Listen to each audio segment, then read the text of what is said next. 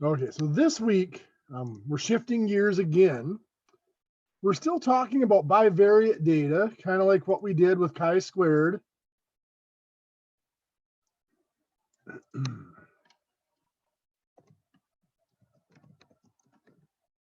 What we're looking at here, bivariate data, we have one data set, whether that's a sample or a population, and we are collecting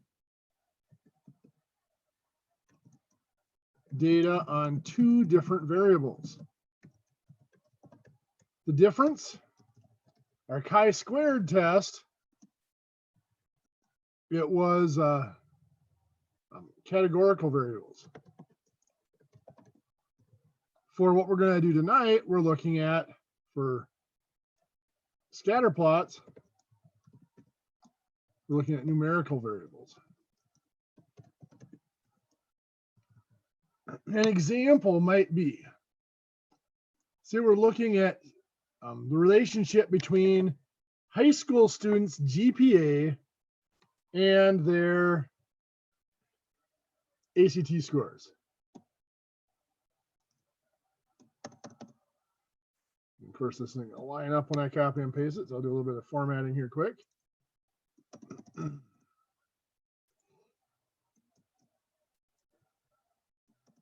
So what we have,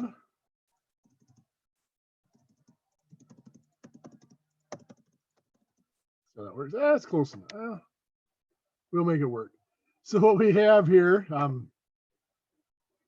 this first student here has a high school GPA of 3.4, ACT score of 28. This student has a GPA of 3.2 and ACT score of 29. So we can arrange this in something called a scatter plot. And a scatter plot is just a graph with two axes where we can put one variable on each axis. So we're going to put high school GPA down here.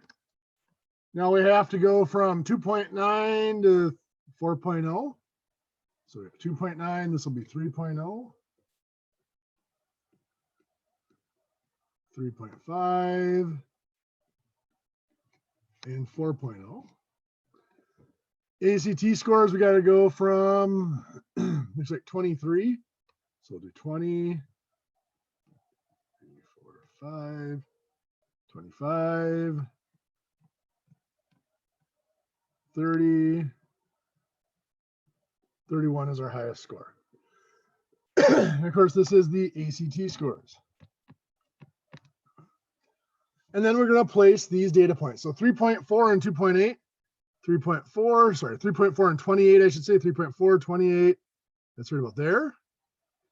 3.2 and 29 is actually right there. 3.8 and 27, somewhere in there. 2.9 and 23 is right about here. 4.0 and 31 is up here. And 3.4 and 27, somewhere in here. Now, as you can see when you look at these, there is roughly a relationship, whereas the high school GPA gets higher, the ACT score gets higher. Might struggle to put a line through them, or exactly where that line should go. There are many places it could go. But you know, it's still that relationship's there. As the GPA gets higher, in general, the ACT score gets higher. So we need to talk about correlation. Is there a relationship between the variables? So correlation is just a numerical measurement of the strength of relationship between the variables. So if we found the correlation between these, it would tell us, is there really a strong relationship, or is it just kind of a general thing here? Now, there are many types of correlation that can be calculated. All of them have some similar characteristics. A weak, let's start with strong correlation. A strong correlation means the points are close to the line, a line any line that we would choose to describe them, like the red one I put in there. A weak correlation means the points are not really close to a line. They're kind of scattered a little bit. The more scattered they are away from the line, the weaker the correlation is. A positive correlation simply means there's a positive slope. Does not mean how steep or shallow it is. It's just a positive slope. Negative correlation means a negative slope. Let me show you what I mean by that. Get back here. So if I have a graph like this, and my points look like that. Now those are exactly on a line and have positive slope. Or if my points look like this, those are exactly on a line. Oops, if I draw my line in the right place, they're exactly on the line and they have a positive slope. Both of those would have a correlation of a positive 1. The 1 is that it's a perfect correlation. 0 would be no correlation. Positive means it's a positive slope. It's increasing. Doesn't matter that one has a much larger slope than the other. They're both positive slopes. They both have a correlation of positive 1. So the positive or negative is positive slope or negative slope. The number is the strength of the correlation, not anything more about the slope. I see there's some questions in the chat. I'll get to those in a minute. We might have points like this, again, perfect line through them.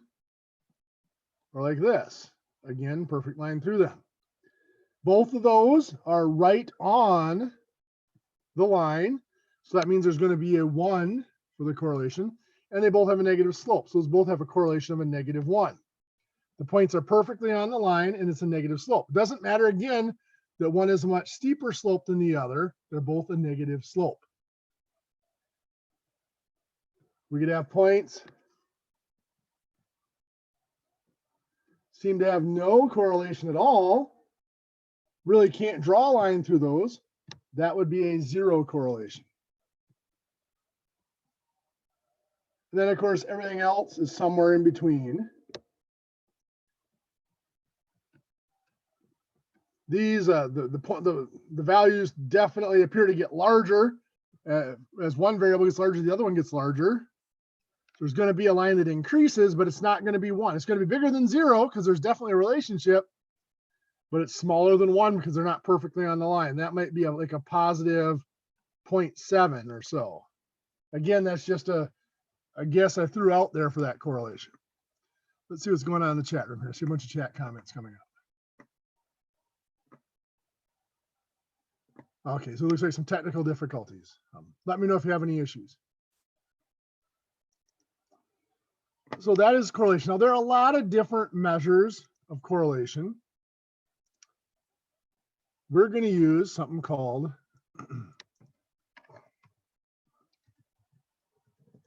Pearson's correlation coefficient. This is the most commonly used coefficient, often just called the correlation coefficient. In fact, when I say correlation coefficient, I mean the Pearson's correlation coefficient. Range is from -1 to +1. -1 to 0 is negative slope. -1 being strong correlation or perfect correlation. 0 being no correlation. And 0 to 1 is positive slope. 1 again being strong or perfect, if it's exactly 1 correlation. And 0 is still no correlation.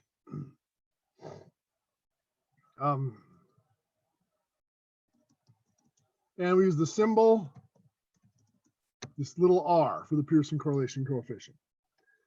So the big question is, how do we calculate it?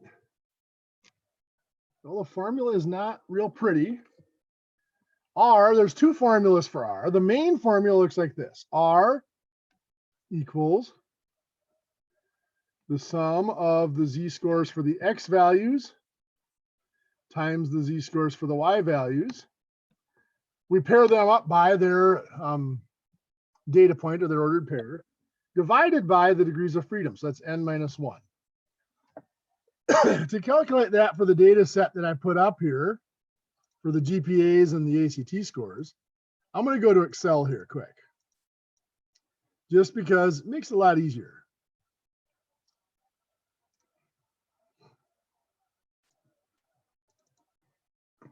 So here we have an Excel spreadsheet. I'm actually going to erase these here. These are the z-scores for each. Now you'll notice what I had to do for each data set. For the GPA, I found the mean GPA was 3.45, and the standard deviation of those GPAs was 0.39875. This is the mean and standard deviation just for the sample. So just for these 6 students, because I only have 6 data points here. I did the same for the ACT score. The mean ACT score of those students is 27.5, and the standard deviation is 2.66458. So then for this student, student 1, I found the z-score of their GPA. So I took, you can see in my formula up here, I took their GPA minus the mean, and then I divided by the standard deviation. I got that z-score. Now that makes sense. 3.4 is just a little bit lower than the mean of 3.45. So being lower, it would be negative, and just a little bit lower, it's just barely negative. I'm going to fill that down to get the z-scores for the other ones. This one here, 2.9 is way below, so that's a really low negative score. 4.0 is quite a ways above. They had a really high positive z-score. I did the same for ACT. 28 is slightly above the mean of 27.5. So we expect it to be positive and just a very small z-score, and that's what it is. So we'll fill that down for the rest of them. You can see this one, 31 was quite a ways above. It has a pretty high z-score. And then so what we did is for each data point, for student 1, we multiplied the z-score of their GPA and the z-score of their ACT score to get the zx times zy. And we did that for each student, and we added those up to get a total. So this is the sum of our zx times zy. What's that showing?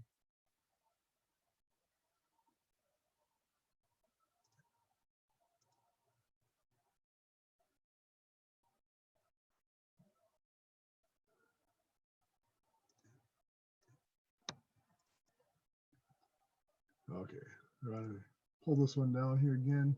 Something went weird with my formatting. It's going to do it again, no big deal. Okay, so anyway, that is our value there. If I pull this over, we'll see it. 3.62 is the sum of those zx times zy's for all 6 students. We took that number divided by 5. Well, where did the 5 come from? Well, 6 students, n minus 1. 6 minus 1 gives us 5. This here is our value, our Pearson correlation coefficient. I got tongue-tied there saying RR. That's that R value of the correlation coefficient. Now, there is an alternative way of calculating that, and I'm going to throw that formula up here on the whiteboard for you. This alternative, kind of ugly.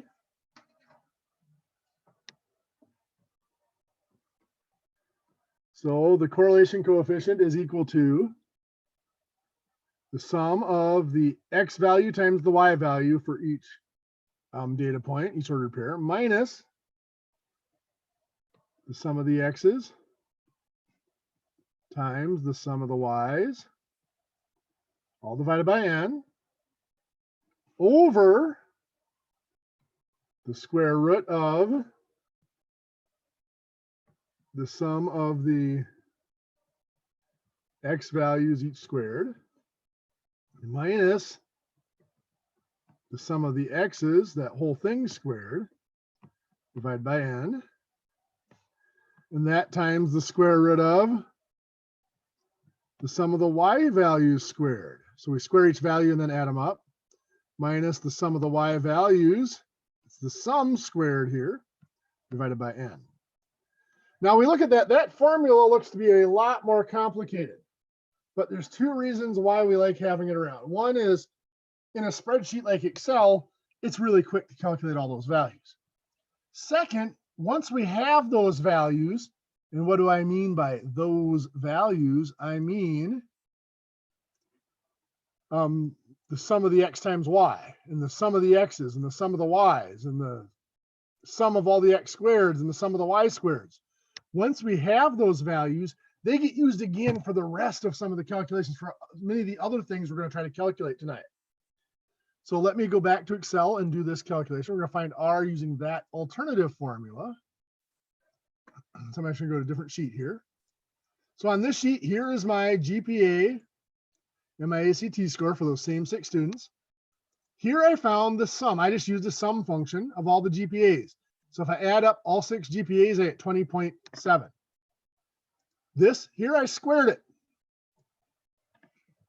This is the sum and this is squared for each of them. So 20.7 squared is 428.49. 165 is the sum of the ACT scores. They add up to 165. If I square that, that's 27,225. Now, this is the high school GPA squared, is this column here.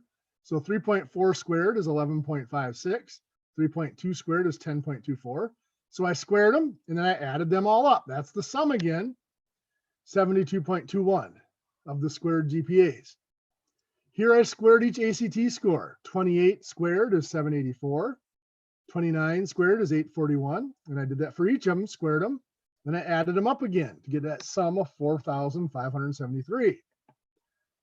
Then here I took the GPA times the ACT score. So 3.4 times 28 is 95.2. 3.2 times 29 is 92.8. Again, I did that for each of the 6 students, and I added those up to get a total.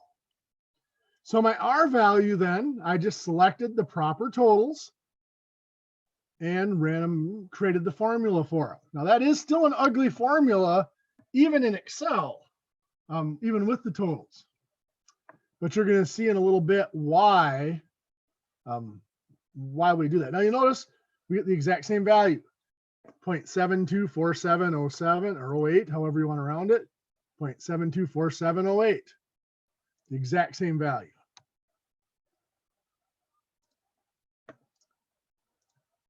So we can calculate the correlation, the strength of that relationship. Well, the next step then is to find that relationship, define the relationship. We know that there is one if the correlation is strong. What is it? Well, for this class, all we're going to be looking at is linear relationships.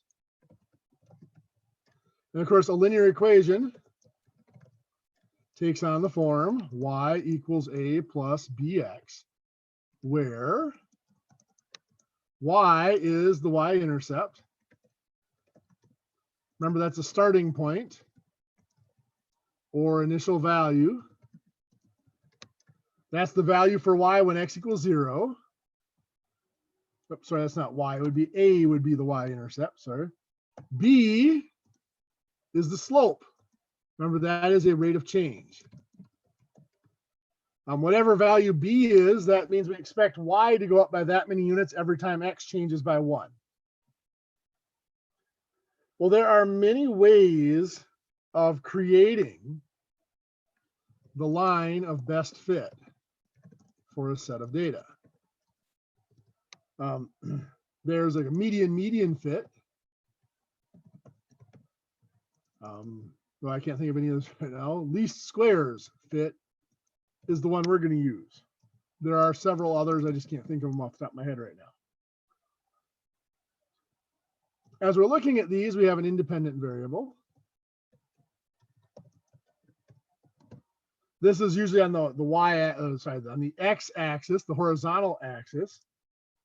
It is the variable that will be used to make a prediction about the other variable. And of course, we have the dependent variable. It is the one, the variable we are trying to make a prediction about.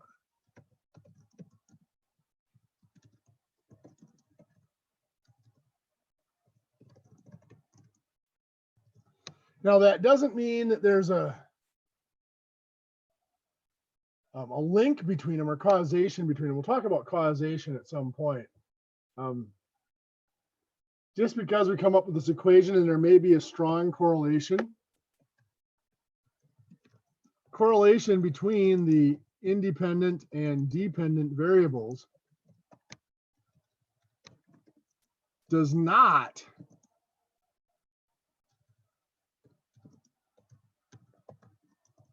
imply, oh, I'm off tonight, causation.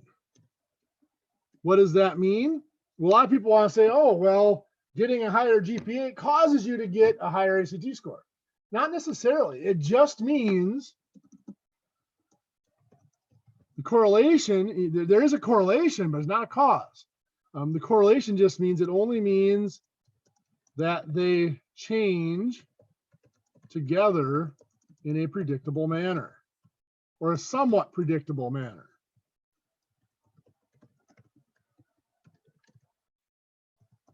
There could be a third variable that causes both. What does that mean? Well, high school GPA and ACT score, there's intelligence and work ethic. Intelligence and work ethic causes you to get a higher GPA, and it would cause you to be better prepared for the ACT test and most likely get a higher ACT score. Unless, of course, you had a test anxiety or whatever, could be a confounding factor. But for the most part, those factors are going to change both the GPA and the ACT score. So the GPA doesn't cause the ACT score, but they do change together, because the factors that cause both of them, there's the same factor causes both of them to change, so they're going to change together. So let's take a look at this line of best fit, our least squares regression.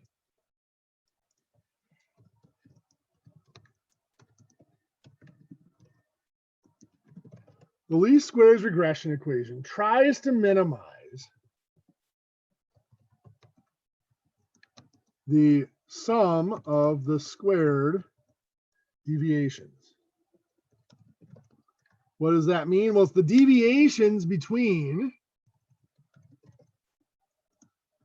the difference between the actual value of y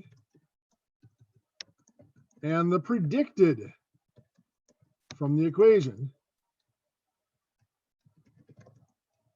value of y. So if the equation predicts y is going to be 31 and the actual value is 29, there's a difference there. We need to minimize those differences. And we minimize them just like we do with standard deviations. We use the square of the differences. So the sum of the square deviations, SSD, is found by doing y1, that's the first y value, minus a plus b times x1.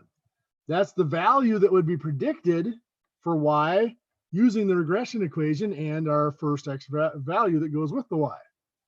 And then, of course, we're going to square that. Oops, back here.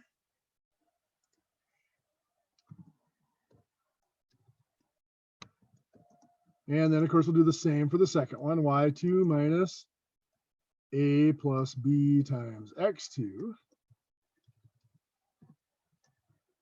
And that'll be squared. And, of course, we do that for each ordered pair. And we minimize that. Well, that's kind of a pain to calculate the value. We can't just throw a line in there, find the deviations, and square them and calculate it. That's a lot of work. So they've trial and error. They've formulated formulas that give us the best equation every time. So remember our equation, y equals a plus bx, where b is the slope. We find b first. B is found by doing, this is going to look awful familiar to that alternative formula for r. the sum of the x's times y's minus the sum of the x's times the sum of the y's over n. That's actually the exact same numerator as our alternative formula for the Pearson correlation coefficient. Over the sum of the x's squared minus the sum of the x's squared over n. That is one of the objects inside this, one of the square roots in the denominator of the alternative formula for the correlation coefficient. Once we know B, to find A is just going to be y bar. That's the average of the y values minus our B value times x bar, which is the average of the x values. Let's find each of those here using Excel quick. So I already have the numbers in there, but we'll take a look at how they're formed. Here's our B value. Notice G9 was our sum of our x times y, the GPA times ACT. A9 was the sum of the x's squared. B9 was the sum of the y's squared divided by 6 because there's 6 data points. And that's all over D9. That's the sum, the x value squared and then added up. Minus A11, well, we had the sum of the x values and we squared the sum. That's that. Divided by 6 again because there's 6 data points. Gives us a B, or a slope, of 4.84, however you want to round it. For A then, we just take that B value. We're going to take the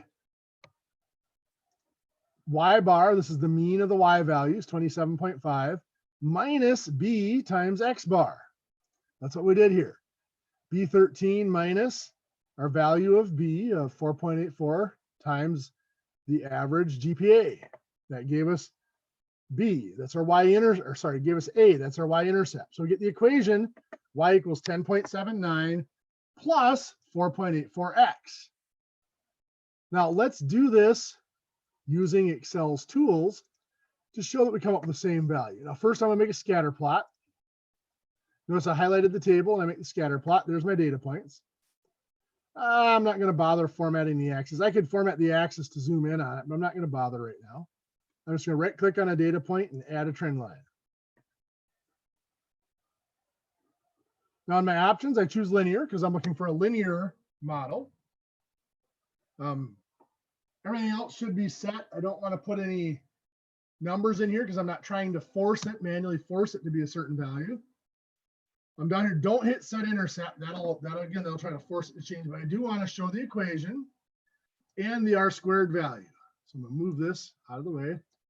You can see I get that same equation, y equals 4.84x plus 10.79. Now R squared here is a little different than what we have. That R squared is actually this value squared, and we'll look at that in a little bit. It's another value that describes the strength of our equation.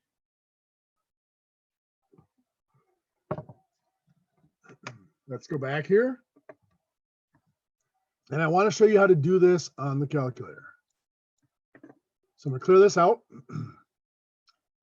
What we have to do on the calculator is we go to Stat. In the Edits menu, we select Edit. And we're going to go to the lists.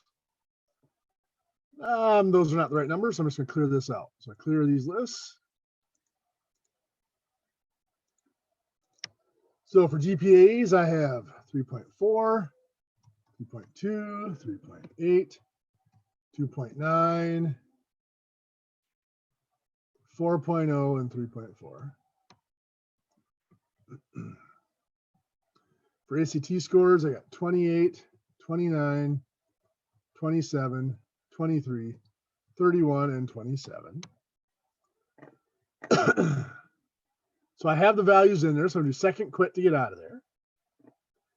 Now I'm going to go to Stat and just Calc. I don't have to use Test. I can go to Calc and see number 4 there is linear regression, AX plus B. Now note, those variables are in a different spot.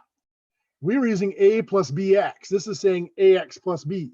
So you have to be careful of where they are in that little template there that shows us what the values are. So we're going to hit Enter. Our X values are in list 1. Y values are in list 2. Now the frequency list and the stored regression equation, we're going to leave those blank. We always leave those blank. We calculate. Those are much more advanced methods. We see there's our slope 4.84, y-intercept 10.79, the R value, the Pearson correlation coefficient of 0.7247, same R squared as we had on Excel. Now yours, if your calculator does not have the R squared and the R value there, you have to go into your catalog and you're going to scroll down to diagnostics, it's called. So here's the diagnostics. The calculator comes preset with diagnostics off. So to go back to that, I'm going to select diagnostics off, and then I have to hit enter again to activate the diagnostics off. So now if I go back to stat calc, do my linear regression, notice I get the equation, I get the slope and the y-intercept. I do not get the correlation coefficient or the R squared value. To get those, I've got to go back to the catalog, scroll down to diagnostics,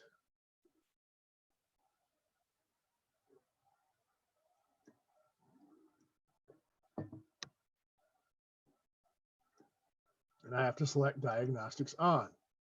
Now again, I select it once, and then I hit enter again to make sure I activate it.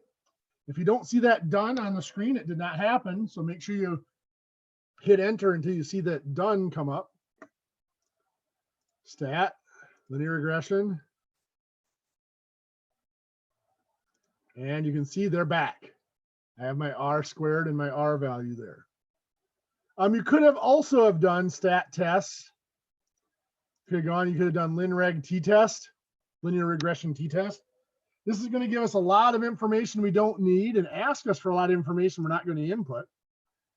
Our X list and Y list are the same. Frequency, we're just going to leave that as 1. Everything else, we're just going to leave it as it is. This is to test this set of data against a preset regression equation. But we're just going to come down here. We're going to leave everything else blank other than L1 and L2 and hit calculate. And you can see it gives us the equation. But notice this is not y equals ax plus b. This is a plus bx. So you've got to be careful. The beta and t and p and df up here, we're going to ignore. We go down to a and b to fill in our regression equation. Those get the same values, just a different way of going about it. So let's talk about that R squared value. Oops, sorry, let's go back. Actually, I want to talk a little bit about, got ahead of myself for a second. So we had the equation.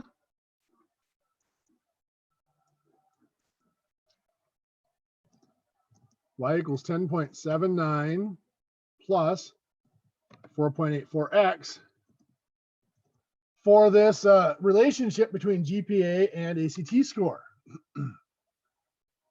I can use that to predict within the data set. Predict the value or the ACT score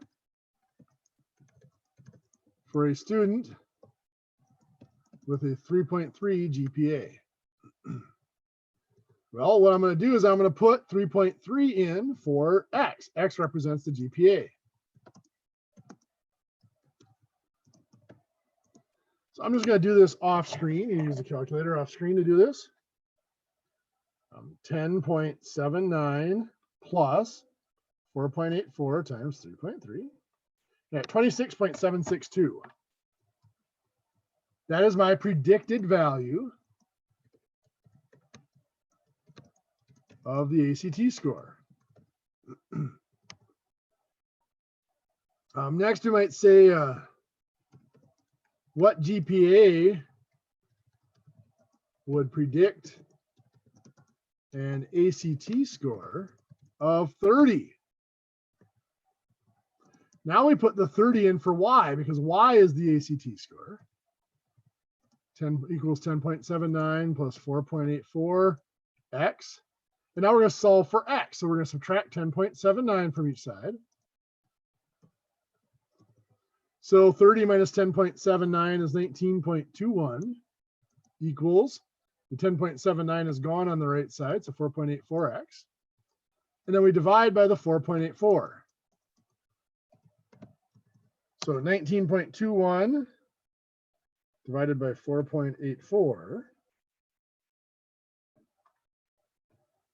gives us 3.969 equals x. So a GPA of 3.969 approximately would predict an ACT score of 30.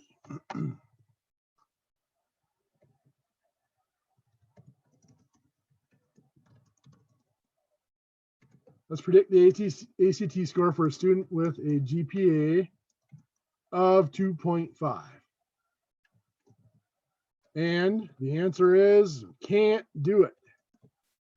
Why not? Well,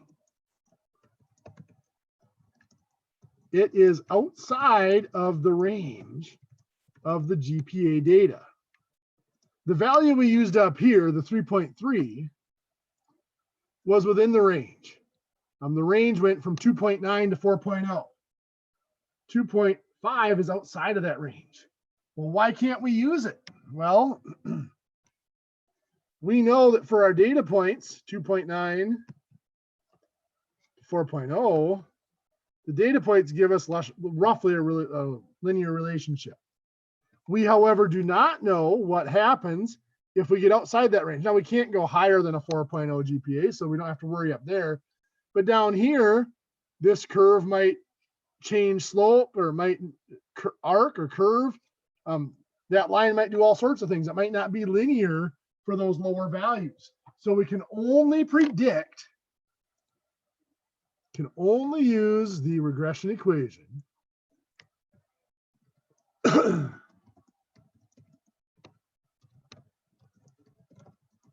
predict within the range of the data. Mostly we're talking about the input values. If I have an input value that is outside the range of the other X values, we can't use it.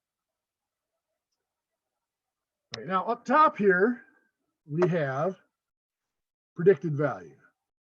We said for an ACT or for a GPA with 3.3, we predict an ACT score of 26.762. So our big question, what if they actually scored 25 on the ACT? This creates what's called a residual. What's that mean? Well, that means that the predicted value and the actual value aren't the same. If the actual value is right on the line, there is no residual. If it's not on the line, the residual is the distance vertically from that point to the line. So if the point was here, that would be the residual going up like that. So here, the residual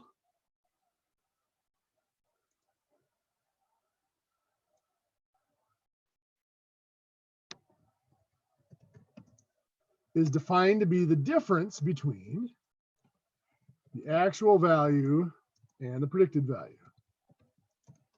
So we subtract them. Actual minus predicted creates a residual. Here, that residual would be 25 minus 26.762, which creates a residual of a negative 1.762. So saying that this person was below their predicted value.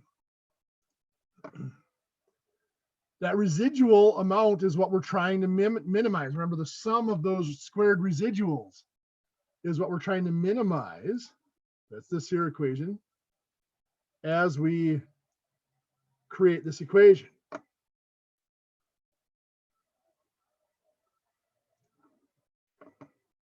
Okay, so let's talk a little bit about the R squared. Now, most textbooks write it as a capital R, and then of course squared. This textbook uses a little r, still squared. I'm going to just write it out as R squared like that so that I don't have to click to move up and try to put the 2 for the exponent on it each time. The r squared value is called the coefficient of determination. It means when converted to a percent is the percent of the variation in the y variable that is predicted or that can be attributed to by the variation in x and the regression equation. So we had an r squared value of 0.5252 when we did our regression there on the calculator and on Excel. That would imply 52.52% of the variation in y is caused or is attributed to, I shouldn't say caused, the variation in x. So we can predict 52.52% of the variation in y if we know the variation in x and the regression relationship. That's not that good. That's only a little over half, but it's not horrible either.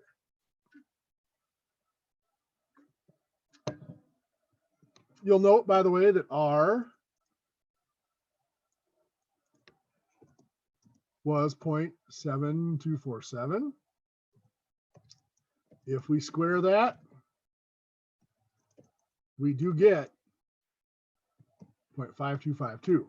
So that is one way we can calculate that coefficient of determination, is to just find the correlation coefficient, the r value, and square it. We'll look at other methods of calculating it here in a second, but let's talk about what values indicate a strong correlation or relationship. I wish there was a straight up answer here, but there is not. It depends on how many ordered pairs there are.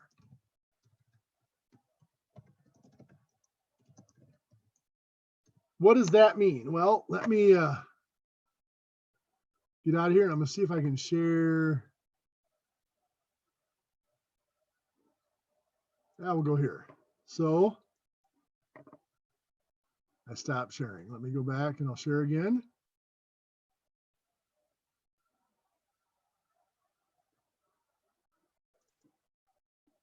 Nope, it's not going to let me. See if I can get a blank page up and share that blank page.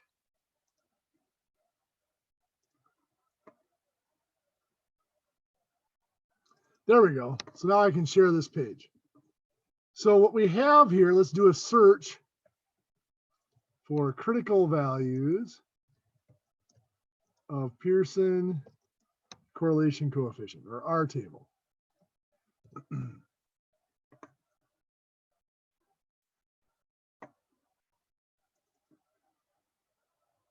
Let's see if I can find one that I'm used to using here. That is not it.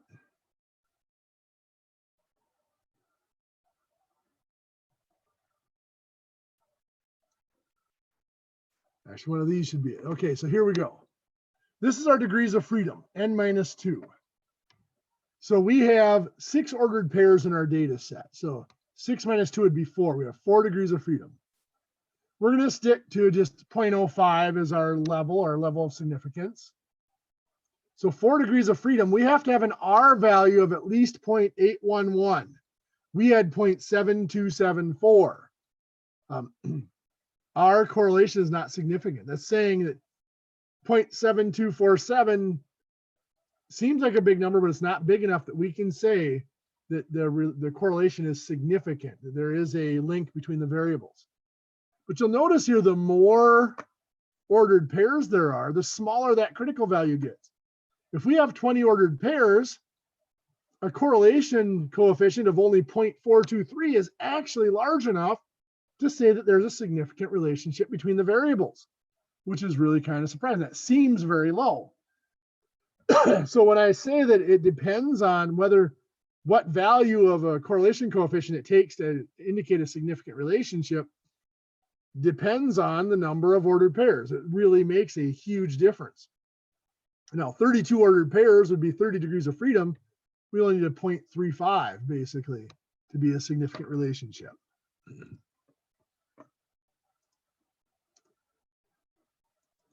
Okay, so let's talk about that alternative way of calculating R squared. So the alternative method of calculating R squared, we're going to need a blank sheet here, involves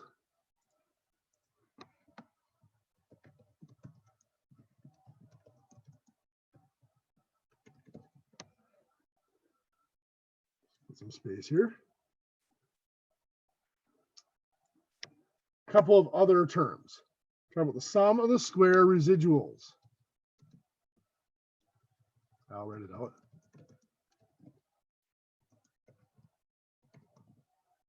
Abbreviated SSR resid. SS resid is equal to pretty much what we were looking at before. That's y1 minus y1 hat. That's the predicted value of y squared. Plus we do the same for y2 and on down the line. Then we talk about something called the sum, or the total sum of squares, which is SST, sum of squares total.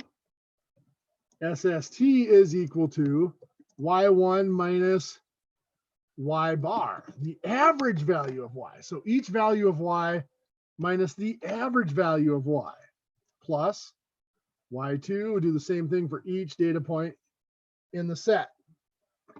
Why do we compare these two numbers? Well, this one right here, the SS resid, that is the actual residuals, the actual deviation from between the predicted value and the actual value using the regression equation. This here, the sum of the squares total,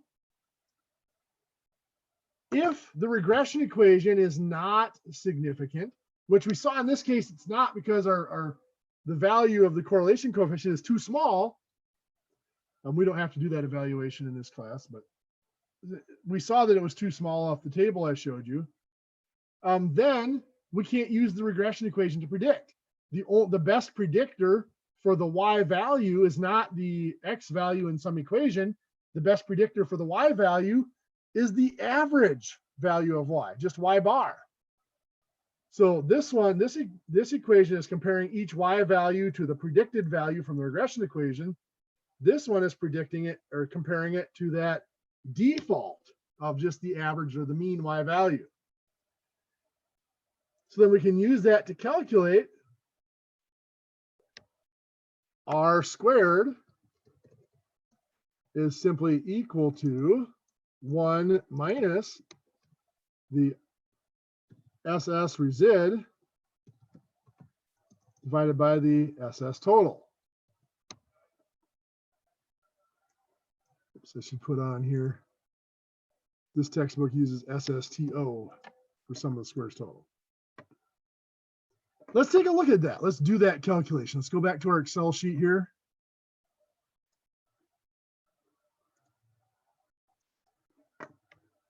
And let's calculate. Here is our GPA scores. This is actually what we have right here is everything that we had done before. If we square that R value, we get R squared 0.5252. Well, let's calculate the other way. This is our predicted value. So we're using the regression equation. So we take the X value here, the 3.4, times 4.8428, which is our slope we got, the B value, plus 10.792, which is our y-intercept, the A value. Those are what we found right here. So let's get this out of the way. Right here for those values. To get the predicted value for each X value. So this is what we predict these ACT scores or the Y values are going to be. So then for each of them, we took the actual ACT score and subtracted the predicted. So for the first student, 28 minus 27.2575 is 0.7428. For the second student, 29 minus the predicted 26.289 is 2.711, and so on. We did that for each student, each ACT score compared to its predicted value. Then we squared that residual value. So this is the squares of those. We added all those up to get 16. Then we went and we took each ACT score and we subtracted the average ACT score. The average ACT score was 27.5. So 28 minus 27.5 gave us a difference of 0.5. 29 minus that mean gave us a difference of 1.5. So we found all those differences between the ACT score and the mean, and we squared those differences. We added those all up. That's the sum of the squares total.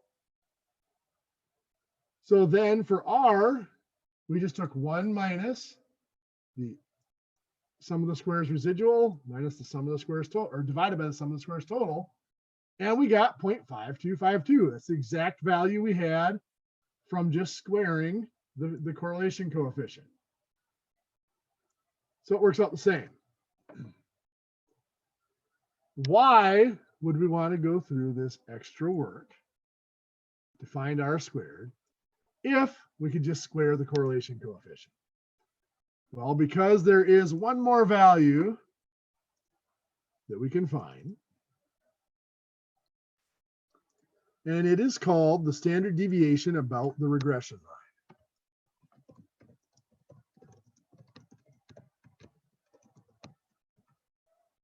It is saying it's the typical amount at which each observation differs from the line. So it's kind of like the average, almost like the average residual. And it is found SE is equal to, here, let me do this. So S sub E is equal to the square root of that sum of the squares residual divided by n minus 2, which is the true degrees of freedom. I've said degrees of freedom for n minus 1 a couple times, but when it's ordered pairs like this, it's actually the number of ordered pairs minus 2 is really the degrees of freedom. So that means that for this data set, our standard deviation about the regression line, we have our SS resid from our spreadsheet, we had a 16.855. R is 6, so 6 minus 2 is 4. We divide that out and take the square root, we get 2.053 approximately. So we're saying that on average, the average variation about that regression line is 2.053 units away from them. Well, the good news is that is all of our new material for the week. So it is time to move on to our meat quiz.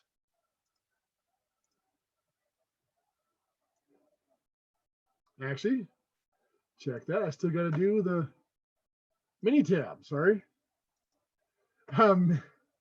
Mini tab here. Let's have a better data set up front here.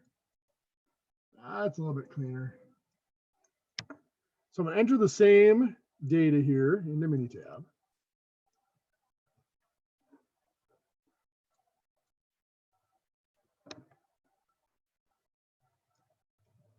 So there's our data. There's a couple of ways we can analyze it. We go to statistics or stat and regression. Now I'm going to start out by just doing regression.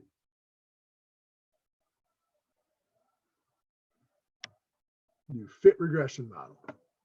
Actually, I wanted to do, let's go back. I'll do that one second. I'll do stat regression and just fitted line plot. So my response variable, that's the Y variable, is the sorry, that's wrong, not GPA. Oops, I need one more variable in here. I got to do the ACT. Put the student number in there, but not the ACT score.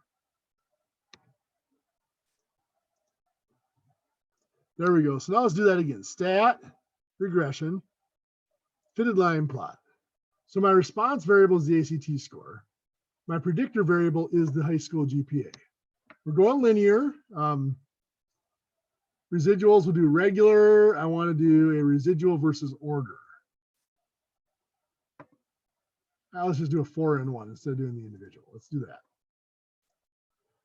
that. So we're going to get some information here, but we're also going to get some plots that are very interesting. So here's our equation. That's the one we've been using. The one we found, it's 10.79 plus 4.843 times the GPA. Here's that standard deviation about the regression line, 2.053 that we just calculated. Here's our R-squared value. They wrote it as a percent, but we can convert that back to a rate of just 0.5252. On this analysis of variance, it's actually an ANOVA analysis on the regression relationship. We're not going to do that as part of this course. But here we have our plots. This is actually the scatter plot with the line fitted. There's our equation up top, our standard deviation and our R-squared, our coefficient of determination again. This is the 4 different ways we can look at the residual. This is the one I prefer. This is the versus fits.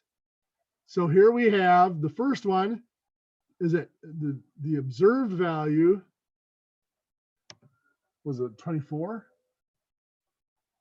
It's 23. That was way below what was predicted. The next value was way above for, it looks like 3.4. We have one ACT score that was above predicted and one that was below the prediction. Next one was way below, and the last one was a little bit above. For the 4.0 GPA, they scored just slightly above what was predicted for them. So this is the standard, the best residual plot. That is the versus fits. I can go back and take that out here to individuals. And I just want the versus fits plot.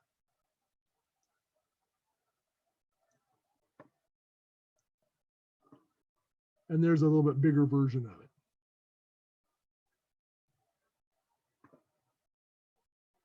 Now, the other way I could look at this, I do stat regressions, and I can go down to regression, and I could do fit regression model.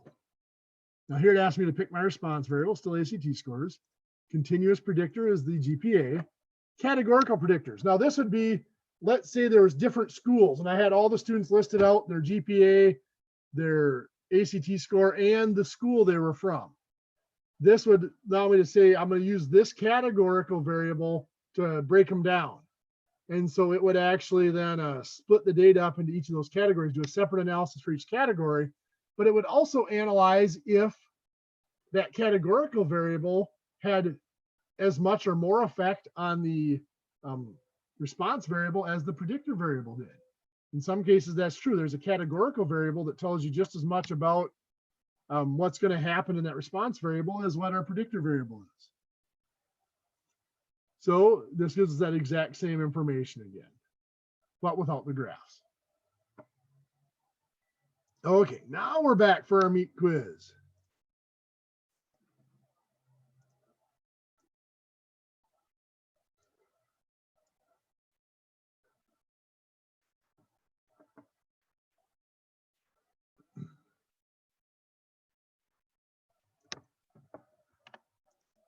I'm gonna have to do some formatting here, I'm sure. Oh, not so bad. It all stayed good. Okay, so I am gonna do a little spacing. So we have this data here. We randomly selected 5 children to follow. And then from those children, we randomly selected 5 days that we were going to take measurements. So, and now what we have here is the average time spent outside for that group of children. So on one of the days, the outside temperature was 49 degrees. On average, those children spent an hour outside. Another day, another randomly selected day, the outside temperature was 58. On average, those children spent 2.5 hours outside. And on down the list, on a day that was 66, they averaged 4 hours outside during the day. So we're asked to find Pearson correlation coefficient, regression equation, largest residual, coefficient determination, standard deviation of the least squares line. We can find all of this except for the Pearson correlation coefficient in Minitab. And of course, we can find the correlation coefficient from other values. So going into Minitab, we're going to put temperature, time outside technically. So our temperature, I'm just going to put in the temperatures 49, 58, 81, 73, and 66. Time outside, 1 hour, 2.5 hours, 5.5 hours, 6 hours, and 4 hours.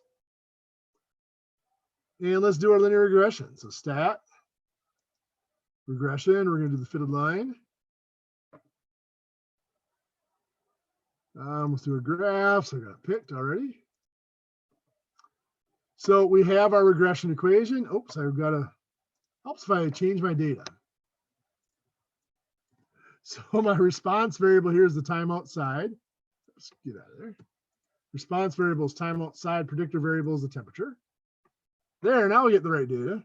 So we get an equation here. The time outside is a negative 6.55 plus 0.1582 times the temperature.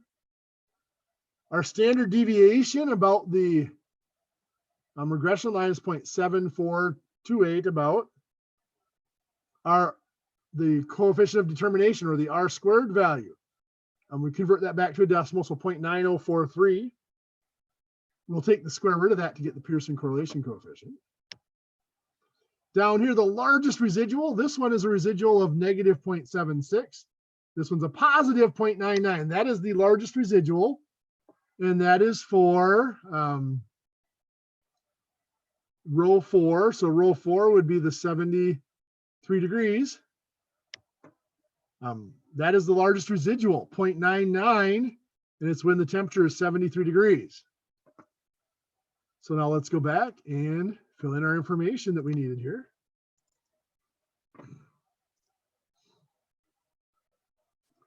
So the regression equation, we'll start there. Actually, I'm going to scoot over just a little bit. There we go. Come on.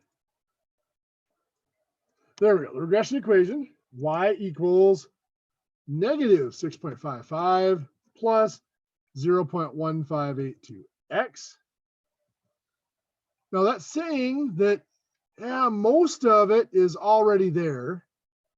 For every degree, because x is the temperature, for every change of 1 degree of temperature, we expect there to be a change of 0.1582 hours outside. The largest residual was at 73 degrees, gave a residual of 0.99. It did continue, but all I remember is the 0.99. Coefficient determination is R squared equals 0.9043. Standard deviation about the regression line, that's our SE, is 0.7428.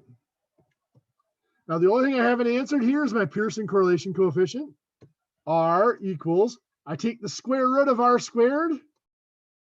Let's see what I get there. I get 0.9510. So there it is. I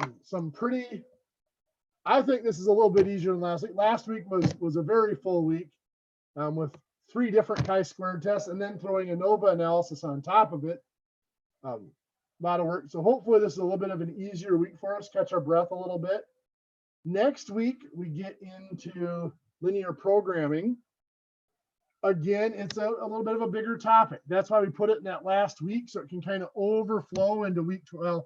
Not really the last week, but it's week 11. So it can kind of overflow into week 12 if we need to.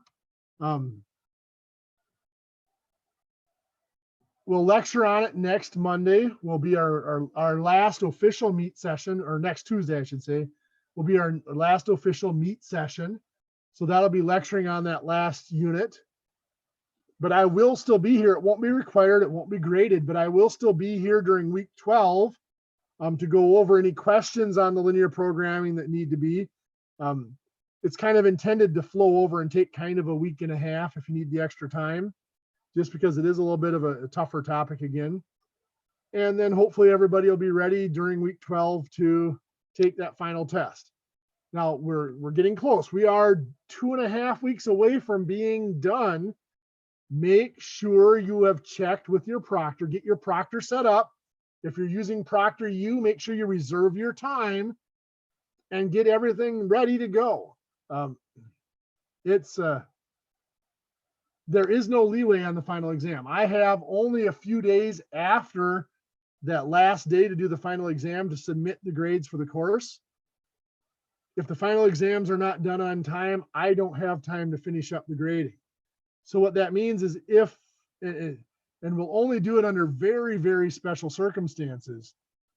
We generally do not offer extensions on the final exam unless there's an extreme circumstance. But if you do get an extension on the final exam, it means you're most likely going to end up getting an incomplete grade submitted because there won't be time to get your grading done before the grades are due. So you end up with an incomplete grade and your grade will be updated later. It can be inconvenient in a lot of ways for financial aid and stuff like that. So the moral of the story is make sure you set up your final exam as soon as possible so you know it's ready to go, and make sure that's all done. If you have any issues, let me know right away or contact the testing center. They actually could probably help you more with the testing issues than I can. Otherwise, I will shut up now. Does anybody have any questions? Send a question to you for part C on WebAssign. I am still sorting through emails for the day. Tuesday is my long day. I work straight through. So I did get a couple of emails done, but I noticed I have about 4 or 5 WebAssign questions I have to go back to. So Evan, I will look at those for you here. Actually, I can pull it up. Once everybody else is gone, I can pull it up and go over it for you here if you want to stick around. Any other questions?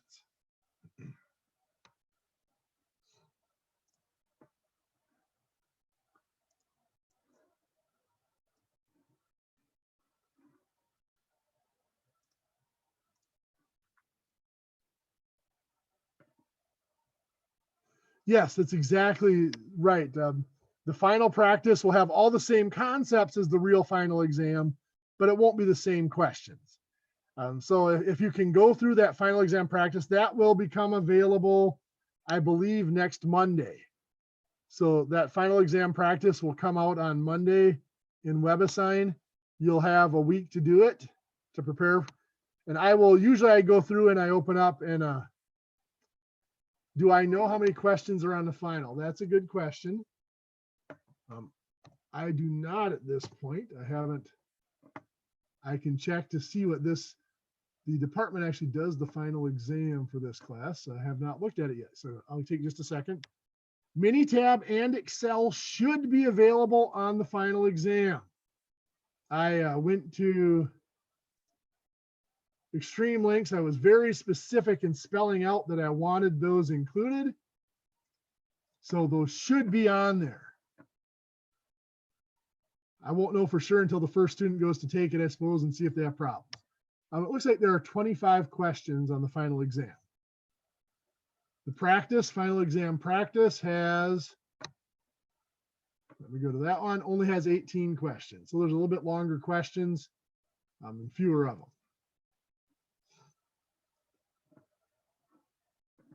Okay, any other questions? Okay, let me look at yours here, Evan, if you stick around, let me.